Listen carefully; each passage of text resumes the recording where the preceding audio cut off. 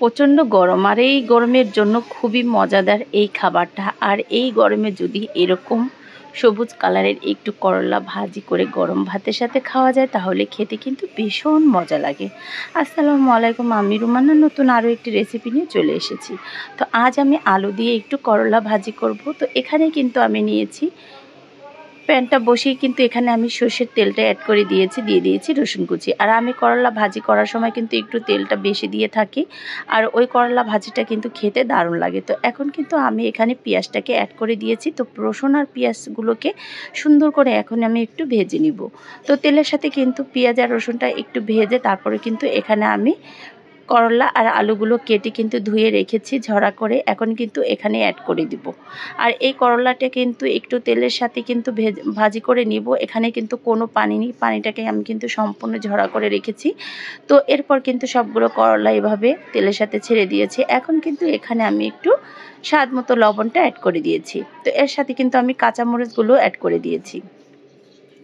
তো এখন আমি কিন্তু এই তেলের সাথেই কিন্তু এই ভাজিটাকে একদম সুন্দর করে ভাজি করে নিব। আর এভাবেই কিন্তু তেলের সাথে কিন্তু এই করলা ভাজিটা করলে খেতে দারুণ লাগে, তিতাও হয় না, একদম খেতে ভীষণ মজা হয়। তো অনেক সময় কিন্তু পানি দিয়ে ভাজিটা করলে কিন্তু সেই ভাজিটা খেতে কিন্তু ভীষণ তিতা হয়। আর এভাবে যদি করলাটা সব সময় ধুয়ে ঝরা করে রেখে দেওয়া যায় আর তেলের সাথে এভাবে ভাজি করলে সেই করলা খেতে কিন্তু তিতো লাগে না। তো এভাবে কিন্তু আমি সুন্দর করে ভাজিটা করে নিব। তো মাশাআল্লাহ প্রায় কিন্তু হয়ে আসছে। আর এরকম কিন্তু গরম গরম ভাতের সাথে এই করলা ভাজিটা খেতে ভীষণ মজা। আর এই গরমের সময় কিন্তু এই ভাজিটা একমাত্র খেতে ভীষণ মজা লাগে। তো ভাজিটা কিন্তু প্রায় রান্নার শেষের দিকে, এখন আমি কিন্তু নামিয়ে নিব। মাশাআল্লাহ অনেক সুন্দর একটা কালার হয়েছে আর কিন্তু তেলটাও ছেড়ে দিয়েছে। তো ভাজিটা এখন আমি পরিবেশন করে নিব। তো ভিডিওটা ভালো লাগলে অবশ্যই লাইক কমেন্ট করতে ভুলবেন না নতুন নতুন রেসিপি পাওয়ার জন্য। তো এরকম করলা ভাজি খেতে কে কে পছন্দ করে এই গরমে অবশ্যই সবাই কমেন্টে জানাতে ভুলবেন না। তো এখন আমি একটি বাটিতে এভাবে সবগুলো করলা ভাজি তুলে নিব।